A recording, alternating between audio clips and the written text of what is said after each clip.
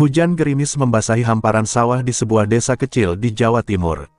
Di bawah langit kelabu, seorang pria tua berjalan terlatih sambil memanggul cangkul dan membawa hasil panen seadanya. Pak Karto, ayah dari Serda Bayu, adalah petani tulen, tulang punggung keluarga yang telah membesarkan anaknya dengan keringat dan doa. Hari itu, seperti biasa, ia pulang melewati jalan utama desa, yang belakangan kerap menjadi lokasi razia dadakan oleh beberapa oknum polisi. Di ujung jalan, sebuah pos polisi darurat berdiri dengan lampu strobo menyala tajam. Dua polisi menghentikan langkah Pak Karto dan menginterogasinya tanpa alasan yang jelas. Meski tak membawa kendaraan, ia diminta menunjukkan identitas. Suaranya gemetar saat menjelaskan bahwa dia baru saja pulang dari sawah. Tapi bukannya dilepas, dia malah dituduh melintasi kawasan larangan dan dimintai sejumlah uang agar urusan selesai cepat. Pak Karto, yang hanya membawa uang pas-pasan untuk beli beras, tak mampu memenuhi permintaan mereka. Dengan tangan gemetar, ia mengeluarkan sisa uang hasil menjual panen. Polisi itu menerimanya dengan senyum dingin, lalu mengusirnya pergi seolah ia hanya gangguan. Hati Pak Karto hancur, langkah kakinya makin berat, bukan hanya karena lumpur, tapi karena kehinaan yang baru saja ia telan. Malam harinya, di rumah panggung sederhana, Bayu mendengar cerita itu dari ibunya. Wajahnya mendadak kaku. Ia menatap keluar jendela, menahan emosi yang mulai membakar dadanya. Ayah ditilang, tapi dia bahkan tidak naik motor, gumamnya, suaranya menegang. Dalam diam, ia menggenggam erat seragam dinasnya yang tergantung di dinding. Saat itu juga, tanpa pikir panjang, Bayu bertekad mencari keadilan. Pagi berikutnya, Bayu datang ke kantor polisi sektor desa dengan seragam lengkap. Langkahnya mantap, mata tajamnya menatap setiap personel yang mencoba menahannya di pintu. Tanpa banyak bicara, ia langsung menemui Kapolsek yang duduk santai di balik meja, dikelilingi para anggotanya. Suasana mendadak mencekam, seperti ada badai yang baru saja menerobos ruang yang tadinya tenang. Apa ini cara kalian memperlakukan rakyat? Orang tua saya dipermalukan di jalan seperti penjahat. Suara Bayu meledak, menggema di ruangan.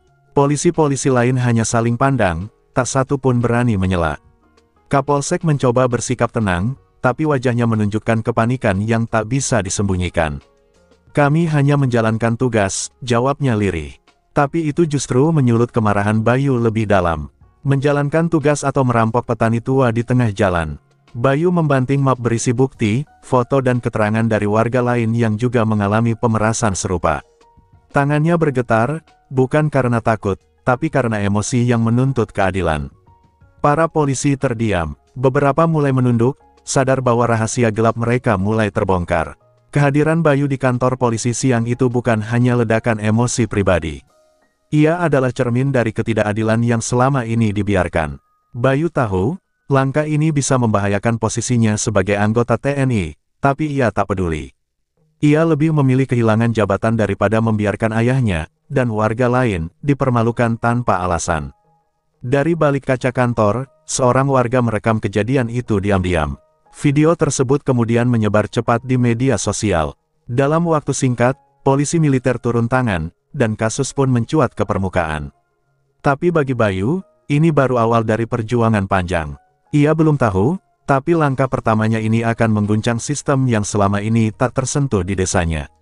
Kantor polsek itu kini tak lagi sesepi sebelumnya. Dalam hitungan hari, tim dari polisi militer POM datang dengan kendaraan taktis dan personel berseragam lengkap. Kehadiran mereka membawa hawa dingin ke seluruh penjuru desa. Bayu berdiri, tegak di depan markas kecil itu, menyaksikan langsung bagaimana para oknum polisi yang dulu angkuh kini menunduk dalam ketakutan.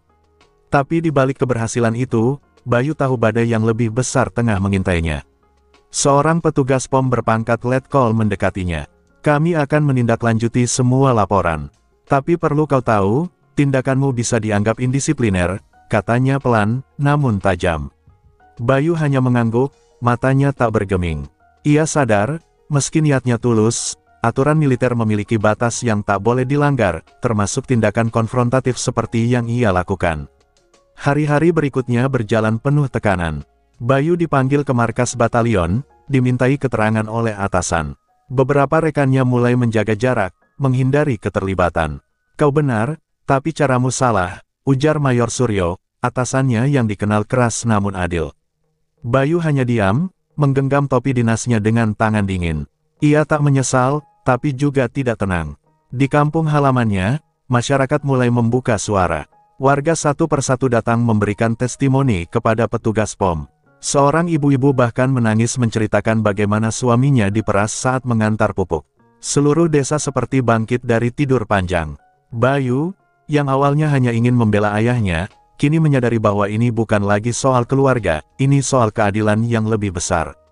Namun, perubahan datang tidak tanpa perlawanan. Malam itu, sepulang dari markas, Bayu menemukan kaca jendela rumah orang tuanya pecah. Sebuah batu bata tergeletak di halaman, di atasnya secarik kertas bertuliskan, "Urusanmu belum selesai." Ibunya gemetar, sementara Pak Karto hanya duduk diam, memandang keluar seolah melihat masa lalu yang berulang, dulu rezim, kini oknum. Bayu tak tidur malam itu. Ia duduk di depan rumah, seragam masih menempel di badan, matanya tak lepas dari gelapnya malam. Ia tahu ada yang terus mengintainya. Tapi kali ini ia tak sendiri. Beberapa warga mulai berjaga secara sukarela, menunjukkan bahwa keberanian bisa menular lebih cepat daripada rasa takut. Desa kecil itu perlahan berubah menjadi benteng solidaritas. Sementara itu, hasil penyelidikan POM mulai mengungkap praktik kotor yang lebih luas. Oknum polisi di sektor desa itu ternyata terlibat dalam jaringan pungli lintas wilayah. Nama-nama besar muncul, termasuk seorang pejabat tinggi di Polres yang selama ini dianggap tak tersentuh. Isu ini mulai masuk ke media nasional, dan publik menaruh perhatian penuh pada kasus Bayu. Di sisi lain, tekanan datang dari internal TNI. Beberapa petinggi memandang tindakan Bayu sebagai bentuk pelanggaran etika militer. Ada yang mengusulkan sanksi, bahkan pencopotan dari kesatuan. Bayu dipanggil lagi, kali ini bukan untuk dimintai keterangan, tapi untuk mempertanggungjawabkan sikapnya. Ia berdiri sendiri di ruang sidang internal, menatap para perwira tinggi dengan dada tegak. "Apakah kau menyesal?" tanya salah satu komandan. Suara ruangan hening, semua menunggu jawabannya. Bayu menarik napas dalam. "Saya menyesal, karena saya terlambat membuka mata.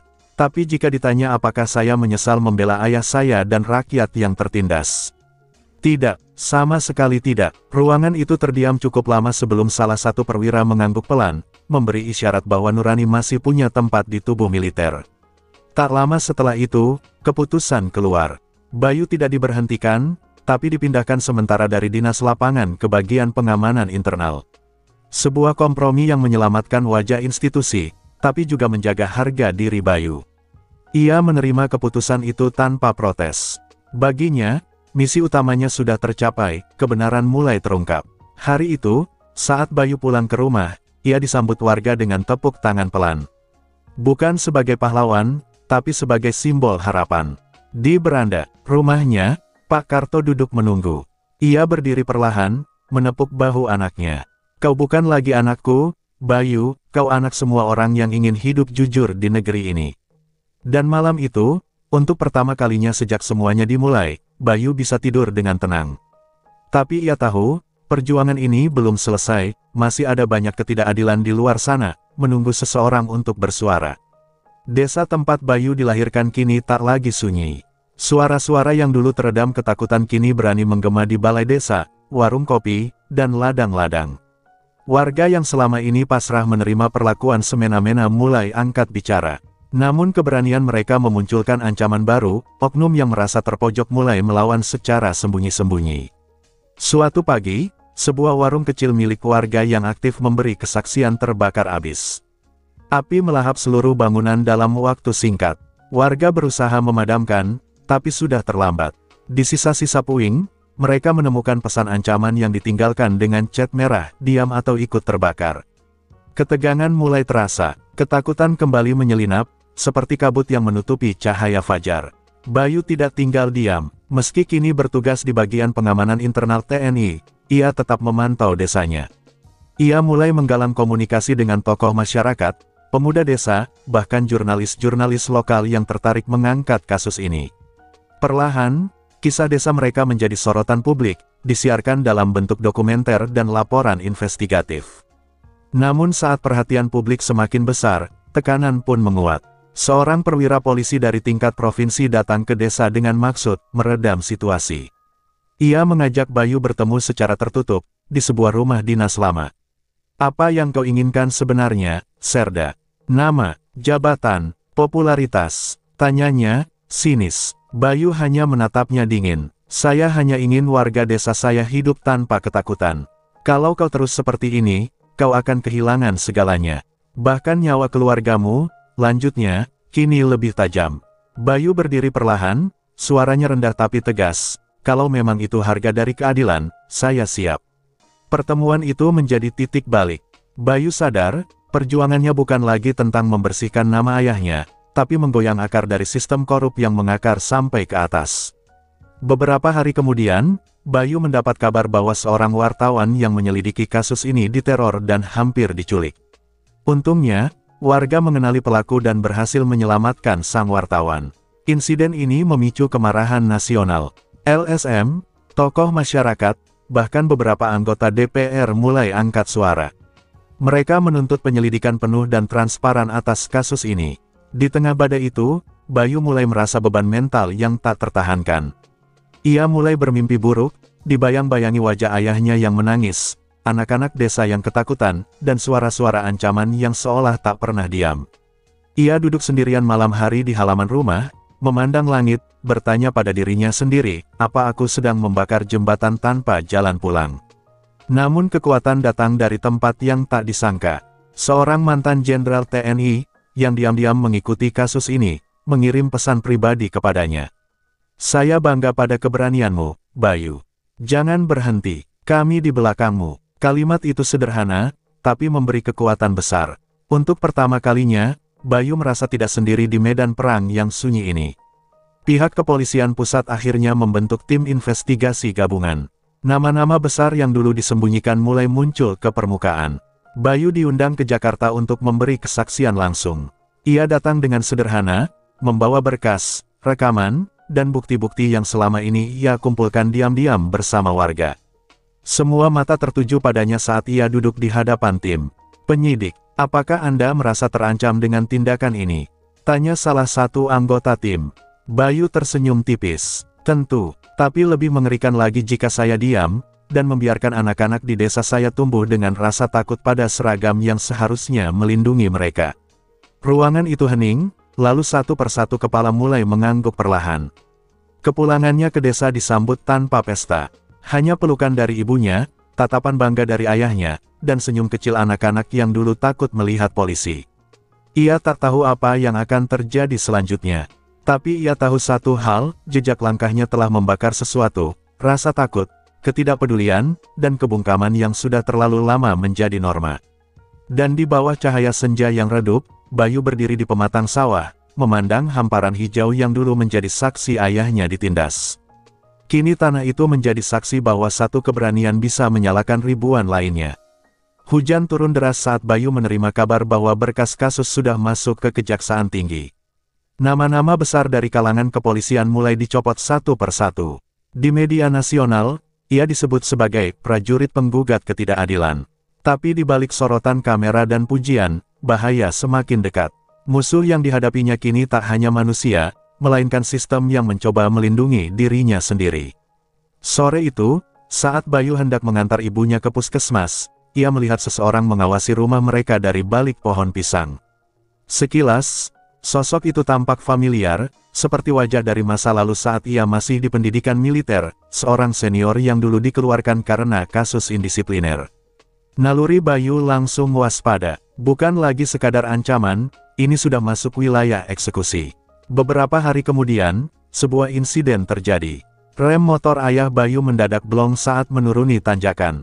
Untungnya tidak sampai fatal, tapi cukup untuk membuat Bayu sadar bahwa ancaman kini sudah nyata dan menyasar keluarganya secara langsung. Ia mengecek kendaraan dan mendapati kabel rem telah dipotong rapi, pekerjaan seorang profesional. Bayu akhirnya memutuskan mengungsikan orang tuanya ke rumah kerabat di kota. Ia sendiri tetap tinggal di desa, menjaga, dan memantau pergerakan. Tapi malam-malamnya semakin gelisah. Bukan karena takut pada ancaman, tapi karena ia mulai merasakan ada pergerakan yang lebih halus, lebih licin, penghilangan barang bukti, pencemaran nama baik, dan penyusupan informasi palsu ke publik. Salah satu media online tiba-tiba memuat artikel anonim berjudul, Serda Bayu dan Skema Fitnah Terhadap Institusi Negara. Isinya menuduh Bayu memanfaatkan situasi untuk kepentingan pribadi dan mendiskreditkan aparat demi popularitas. Komentar netizen terbagi, ada yang percaya, ada yang mencibir. Bayu hanya terdiam, menatap layar ponselnya. Dunia kini tidak hanya menyerangnya secara fisik, tapi juga menyerang reputasinya. Sementara itu, penyelidikan dari Jakarta terancam mandek. Seorang jaksa yang mengusut kasus itu mengundurkan diri secara tiba-tiba, tanpa alasan yang jelas. Desas-desus beredar bahwa ia menerima tekanan dari atas. Bayu tahu betul, ini bukan hanya soal siapa bersalah, tapi siapa yang cukup kuat untuk memutar balik kebenaran. Di tengah semua itu, Bayu mendapat kunjungan tak terduga, seorang perwira muda dari Mabes TNI. Ia memperkenalkan diri sebagai Kapten Andika, dikirim langsung oleh jenderal yang pernah mengirim pesan dukungan sebelumnya. "Kau bukan sendiri, Bayu," katanya sambil menyerahkan map berisi dokumen. Di dalamnya, ada salinan intelijen internal yang menunjukkan rencana pengaburan kasus oleh jaringan dalam institusi hukum. Bayu menatap dokumen itu lama sekali. Tubuhnya seperti kaku. Seluruh perjuangannya bisa runtuh dalam semalam jika dokumen-dokumen ini tak segera dibuka ke publik. Tapi sekaligus, membocorkannya berarti melawan langsung para penguasa di balik tirai kekuasaan. Jalan di depannya makin sempit, tapi cahaya tetap terlihat, meski redup. Akhirnya, Bayu menghubungi seorang jurnalis investigasi senior dari televisi nasional. Mereka bertemu diam-diam di rumah warga, diiringi hujan dan listrik yang mati sejak sore. Bayu menyerahkan dokumen itu. "Jika saya hilang, pastikan ini sampai ke publik," katanya. Jurnalis itu menatapnya lama, lalu mengangguk. "Kau sadar ini bisa menjatuhkan orang-orang yang sangat besar?" tanyanya. "Saya lebih takut pada ketidakadilan yang dibiarkan tumbuh," jawab Bayu pelan. Malam itu, Bayu duduk sendiri di beranda rumah. Angin berhembus kencang, suara jangkrik seolah hilang. Ia tahu, besok mungkin tidak akan sama. Tapi dari kejauhan, ia mendengar suara anak-anak tertawa, bermain layangan tanpa rasa takut, bebas di jalanan desa. Dan di sana, ia menemukan alasan kenapa ia tak boleh menyerah. Perjuangannya belum selesai, tapi kini, ia tahu benar siapa yang dilawannya. Bukan hanya oknum, bukan hanya institusi, tapi kebungkaman yang sudah terlalu lama dianggap biasa. Dan selama ia masih bernapas, Bayu berjanji tak akan berhenti menyalakan cahaya, walau hanya dengan api kecil dari keberaniannya sendiri. Pagi itu, desa diguyur hujan gerimis yang tak kunjung reda. Tapi justru di bawah langit kelabu itulah, sebuah kebenaran besar mulai menyembul ke permukaan. Stasiun televisi nasional menayangkan siaran investigasi berdurasi penuh, mengungkap praktik pemerasan, konspirasi pengaburan, dan keterlibatan aparat hingga tingkat tinggi. Di dalam tayangan itu, wajah Bayu hanya muncul sekilas, tapi suaranya yang tegas membacakan isi dokumen membuat seluruh negeri terdiam. Publik meledak. Tagar-tagar berani seperti Bayu menjadi tren di media sosial. Demonstrasi kecil-kecilan mulai bermunculan di berbagai kota. Rakyat yang muak dengan ketidakadilan akhirnya punya simbol perlawanan. Di tengah kekacauan informasi dan kabar bohong, keberanian Bayu menjadi pelita yang memecah kabut, terang dan tak terbantahkan. Namun kemuliaan itu datang dengan harga mahal.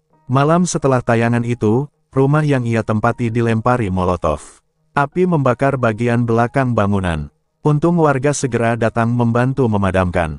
Tapi pesan sudah jelas, Bayu bukan hanya dicari, ia diburu. Ia dipindahkan diam-diam ke lokasi rahasia atas permintaan Kapten Andika. Sejak itu, ia tak pernah lagi terlihat di desanya. Di tengah pelariannya, ia menerima kabar bahwa ayahnya terkena serangan jantung. Perjalanan panjang, tekanan publik, dan rasa khawatir yang tak kunjung padam telah menggerus kekuatan lelaki tua itu. Bayu ingin pulang, ingin menggenggam tangan ayahnya untuk terakhir kali. Tapi Kapten Andika menahannya. "Mereka menunggumu di sana, ini bisa jadi perangkap," katanya lirih. Dan malam itu, Bayu menangis diam-diam di pojok ruangan, sendirian, jauh dari siapapun yang mencintainya. Keesokan harinya, ia diberi izin untuk hadir diam-diam di pemakaman ayahnya. Mengenakan masker dan jaket, Bayu berdiri di kejauhan, menyaksikan tubuh yang pernah membawanya ke dunia dikubur di tengah tanah becek. Tak ada pelukan, tak ada perpisahan yang layak, hanya mata berkaca dan doa dalam diam. Dan di sanalah, tekad Bayu dikunci selamanya, tidak boleh lagi ada anak yang kehilangan orang tuanya karena keberanian mencari keadilan. Sementara itu, tekanan publik membuat pemerintah tak punya pilihan. Presiden secara langsung memerintahkan pembentukan komisi khusus. Beberapa jenderal dan perwira polisi aktif dinonaktifkan. Namun, badai politik pun mulai muncul. Isu ini tak lagi sekadar hukum, ia mulai mengguncang fondasi kekuasaan. Dan Bayu, meski disembunyikan dari publik, kini menjadi sosok yang ditakuti dan diperebutkan, pahlawan bagi rakyat, ancaman bagi penguasa. Dalam persembunyiannya, Bayu mulai mencatat semua yang ia alami. Ia menulis dengan tangan gemetar, bukan karena takut, tapi karena luka yang tak bisa lagi disembunyikan oleh tubuhnya. Tubuh yang pernah dilatih untuk perang, kini mulai melemah karena stres, kelelahan, dan luka batin yang menggerogoti hari demi hari. Tapi ia tetap menulis, karena ia tahu, suatu saat nanti kisah ini harus dibaca. Dan hari itu datang lebih cepat dari yang diduga. Bayu ditemukan pingsan di tempat persembunyiannya. Tekanan darahnya anjlok. Ia dilarikan ke rumah sakit militer. Isu langsung menyebar, Bayu kritis. Rakyat kembali berkumpul. Mereka menyalakan lilin, doa bersama digelar di ratusan titik. Bukan untuk menuntut, tapi sebagai bentuk cinta pada seorang prajurit yang sudah mempertaruhkan segalanya. Selama beberapa hari, Bayu koma. Tubuhnya lemah, tapi pikirannya seperti terus berlari.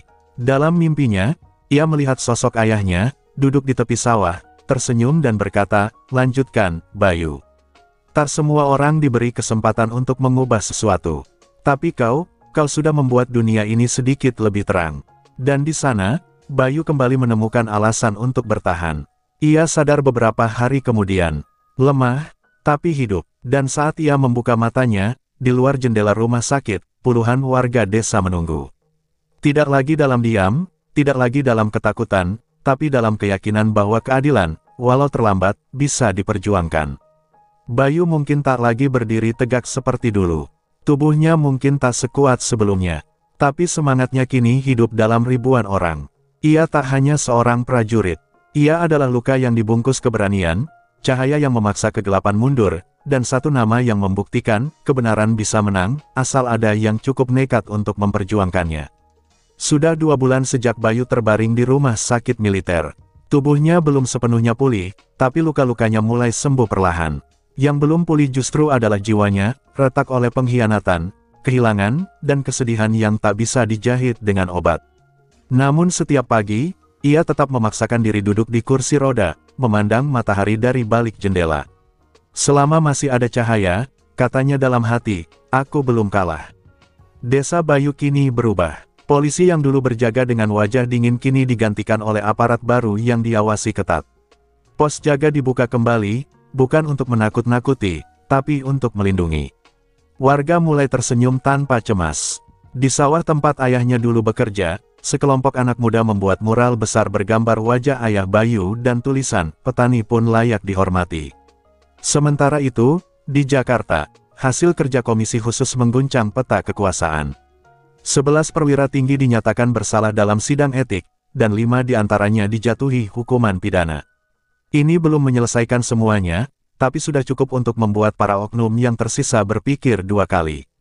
Di ruang-ruang tertutup kekuasaan, nama Bayu menjadi legenda, simbol dari api kecil yang nyaris membakar seluruh hutan. Bayu tidak meminta semua ini. Ia bahkan merasa asing dengan gelar pahlawan yang dilekatkan padanya. Saat seorang jenderal datang mengunjunginya membawa piagam penghargaan, Bayu hanya tersenyum kecil. "Saya bukan pahlawan, Pak. Saya hanya anak dari seorang petani yang tidak bisa terima ayahnya diperlakukan seperti binatang." Ketika akhirnya diizinkan pulang ke desa, sambutan yang diterimanya begitu haru. Ratusan warga berjejer di jalan, membawa spanduk, bunga, dan air mata. Tapi Bayu tak bisa berjalan menyambut mereka. Ia hanya bisa menatap dari kursi rodanya, menahan perasaan yang tak bisa dijelaskan. Di tengah sorak dan pujian, ia justru merasa paling sunyi. Sebab, orang yang paling ingin ia peluk, sang ayah, tak ada di sana. Ia menatap langit sore yang sama, seperti hari ketika ayahnya pertama kali mengajaknya ke sawah. Dan saat angin menghembus lembut, seolah suara ayahnya kembali terdengar, "Yang penting kita berdiri di jalan yang benar, Bayu. Sekalipun sendiri." Kalimat itu kembali memaku jiwanya. Ia tersenyum pelan, menatap ke arah sawah, seolah menjawab, "Aku tak sendiri lagi, Pak." Warga mendirikan sebuah balai kecil yang dinamakan Balai Rakyat Bayu Darmawan. Di sana, anak-anak muda belajar tentang hukum, keberanian, dan hak sebagai warga negara. Beberapa aktivis datang untuk berbagi pengetahuan. Tempat itu menjadi pusat kecil perlawanan damai, bukti bahwa api yang dinyalakan Bayu tak padam, tapi menyebar pelan-pelan ke hati yang selama ini tertidur. Namun harga perjuangan Bayu tak kecil. Selain kehilangan ayah, ia juga kehilangan karir militernya. Meski tak diberhentikan secara resmi, ia memilih pensiun dini. "Saya tak ingin jadi simbol yang dibungkam," ujarnya singkat dalam surat pengunduran dirinya. Ia ingin tetap bebas, bebas untuk bersuara, bebas untuk berdiri bersama rakyatnya. Malam hari, Bayu kadang masih dibayang-bayangi mimpi buruk. Tapi kini, ia tak lari dari itu. Ia menulisnya dalam buku harian, mencoba memeluk lukanya alih-alih menyembunyikannya. Ia tahu, luka itu bagian dari siapa dirinya sekarang. Dan semakin dalam lukanya, semakin keras suaranya menggema. Beberapa bulan kemudian, ia diundang menjadi pembicara dalam sebuah forum nasional. Dengan suara berat, ia bicara tentang pentingnya keberanian sipil, integritas aparat, dan perlindungan terhadap rakyat kecil. Ia tak menyalahkan institusi, tapi mengajak semua untuk mereformasi sistem. Tepuk tangan berdiri mengiringinya saat ia mengakhiri pidatonya dengan kalimat, "Keadilan itu tak akan datang dengan sendirinya. Ia harus dipanggil, dengan nyali dan kesetiaan pada kebenaran." Saat senja mulai turun di desa, Bayu duduk di teras rumah, memandang langit yang memerah. Di pangkuannya, anak kecil dari tetangga tertidur pulas. Ia mengelus rambut bocah itu pelan. "Semoga kau tumbuh di dunia yang lebih adil dari yang kutempuh," bisiknya. Dan di dalam diam, Bayu tahu, perjuangan belum usai. Tapi cahaya kini tak lagi sendiri. Ia telah menyala di hati banyak orang. Nama Bayu Darmawan tak lagi hanya dikenal di desanya. Ia kini menjadi simbol keberanian lintas batas. Di kota-kota besar, mural wajahnya terpampang di tembok jalanan, dihiasi kata-kata sederhana, "Berani karena benar." Mahasiswa mengutip pidatonya dalam orasi, petani menirukan keteguhannya saat menuntut hak atas tanah, dan ibu-ibu rumah tangga menyebut namanya dengan bangga di pasar-pasar tradisional. Namun Bayu tetap hidup sederhana. Ia menolak tawaran menjadi caleg dari partai manapun, juga menolak posisi di lembaga tinggi yang ingin memanfaatkan namanya. "Saya bukan merek dagang," katanya kepada salah satu wartawan. "Saya hanya ingin jadi suara bagi yang tak pernah didengar." Kata-katanya menyebar seperti bara, membakar semangat banyak hati yang selama ini diam karena takut. Di salah satu forum nasional tentang reformasi hukum, seorang jenderal tua berdiri dan mengatakan dengan mata berkaca, "Jika institusi ini punya 5 orang seperti Serda Bayu, mungkin negara kita tidak akan sekarat seperti sekarang." Ruangan hening, tak ada yang menepuk tangan, hanya kesadaran menyelinap perlahan bahwa perubahan sejati memang harus dimulai dari keberanian yang tak takut dibenci. Di tengah euforia publik, ancaman tetap ada. Beberapa aparat bayangan mencoba membalikkan narasi, menyebar rumor bahwa Bayu telah dibayar kelompok tertentu, bahwa ia tak lebih dari boneka yang sedang dimainkan. Tapi upaya itu gagal. Warga yang mengenalnya tahu siapa Bayu. Dan kepercayaan yang dibangun dari luka dan darah tak bisa digoyang oleh dusta yang dibayar. Suatu hari, Bayu mendapat surat dari seorang siswa SMA di Kalimantan. Isinya sederhana, "Om Bayu, saya dulu takut sekali melapor saat teman saya dipukul polisi. Tapi setelah